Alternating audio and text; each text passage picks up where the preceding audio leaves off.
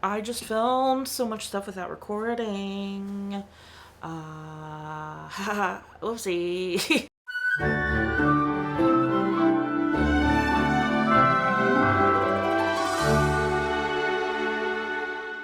Welcome back to Every Disney Movie Ever. My name is Jess. I'm watching Every Disney Movie Ever. Today I'm going to talk about Born in China. Born in China is a 2017 documentary theatrical release about a bunch of different animals born and indigenous to China. It's directed by Chuan Lu.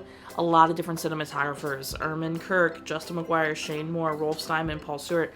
Edited by Meech. Music by Barnaby Taylor, and it's written by David Fowler, Brian Leith, Phil Chapman, and Chuan Lu. The film is narrated by Krasinski. Had a $5 to $10 million budget, made $25.1 million in the box office, has an 83% Rotten Tomatoes consensus. Disney Nature's Born in China delivers more of the breathtaking footage the series is known for, and more than enough cuddly anthropomorphic action to keep the kids entertained. Stunning as expected. It's probably the best part of the film. Not probably, it is the best part of the film. The footage they get is unbelievable. I genuinely don't understand how they get some of it. Some of the music was not that good, and then some of it was very good. It was a little all over the place. The film follows quite a few animals: cranes, snow leopards, monkeys, pandas, an antelope named Chiru for the most part. But there are three main players, right? So the cranes are at the beginning and at the end.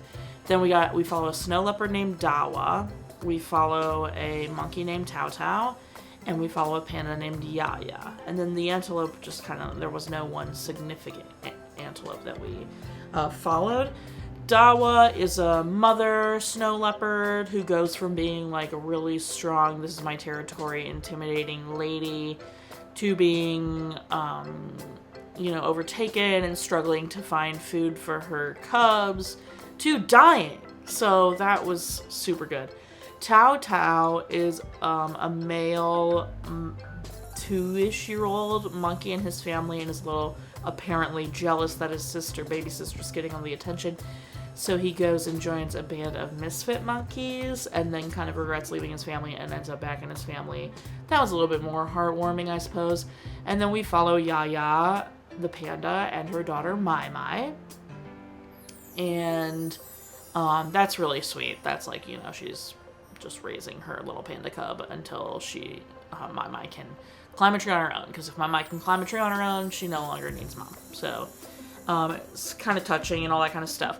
They didn't do it as egregiously as like chimpanzee. But they definitely they kept telling me what the animals were feeling, but not like,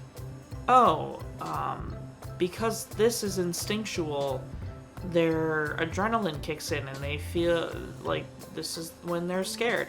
It was like, Yaya wants to hang on to this moment with Mai Mai forever. And I was like, how could you possibly know that? They meant it when they said anthropomorphic in that review, because I'm coming to a documentary about animals to learn. I just spit everywhere. Teach me something. Teach me, if you're gonna say Yaya wants to hold on to this moment forever, tell me the research you did to prove, tell me about it. How do you know that? Because all motherhood is the same? I don't think so. So, tell me something about that is interesting. Instead of just look at all this pretty footage and, the occasional, once Mai Mai can climb a tree, she's outgrown her mom and it's time for her to venture off. That is interesting. Okay, I learned something about a panda. Cool. The antelope. I feel like I actually was educated about the antelope. The antelope, the Chiru, all the females, if pregnant or not, separate from the men for the summer and go to this magical lake where they all give birth, and then raise the babies until the following, the coming winter. And when the winter starts to come, that means all the babies are ready for the trek back to all the men. So then they go back to all the men. That's interesting. Teach me that. That's so cool.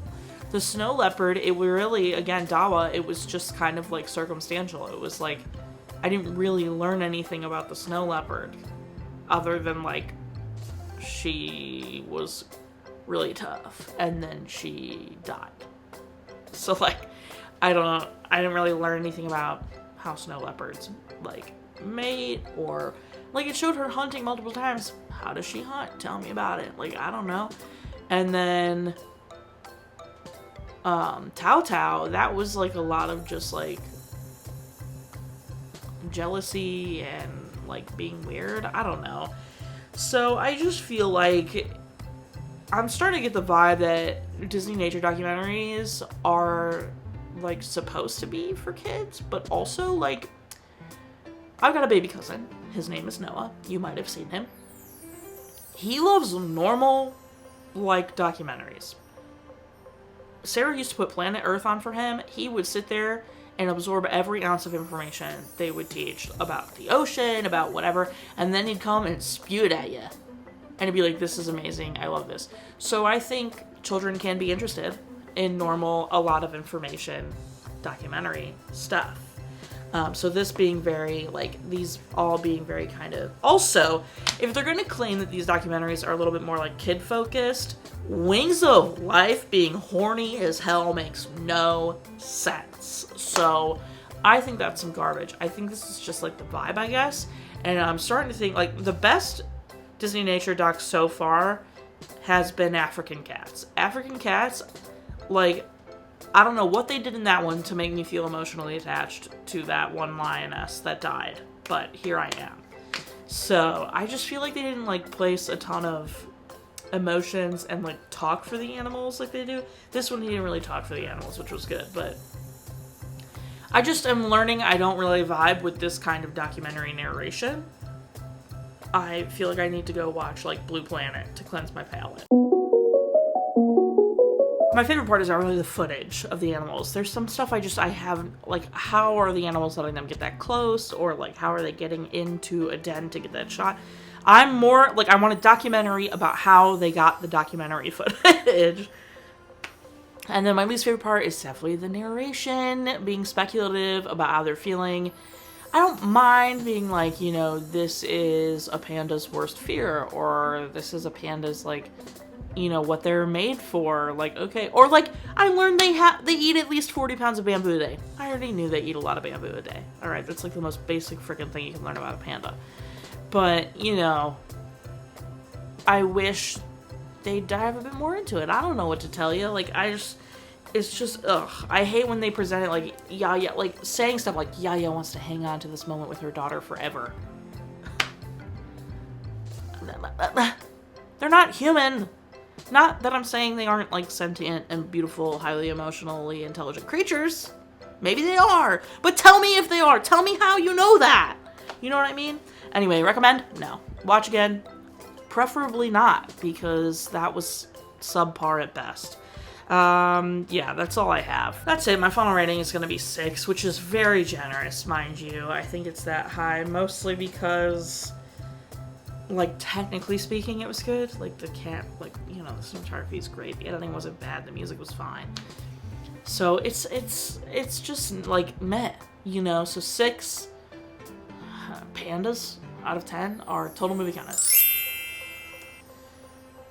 Parent death, we're still in a gray area about animal documentaries. I think I'm gonna go no, because it's a real animal that died. Also, I have no way to confirm if those, like, it was the same animal that died. That was the mom of those cubs, because sometimes they switch around animals just to make it compelling and interesting. So, yeah. I'm gonna go with Parent Death and Cry Count are still the same. If you want to keep up with what movie I'm watching when, follow me on all socials to find out what movie I'm watching when. I put up videos every Monday, Friday, and sometimes Wednesday. Join Patreon. I got a tier starting at just $1. You get every video a week early, coupon code for merch. Nope, not yet. They're working on it. Anyway, tiers above that, you get daily trivia, monthly postcards, bonus content, your name and description of every video, free merch, go check it out.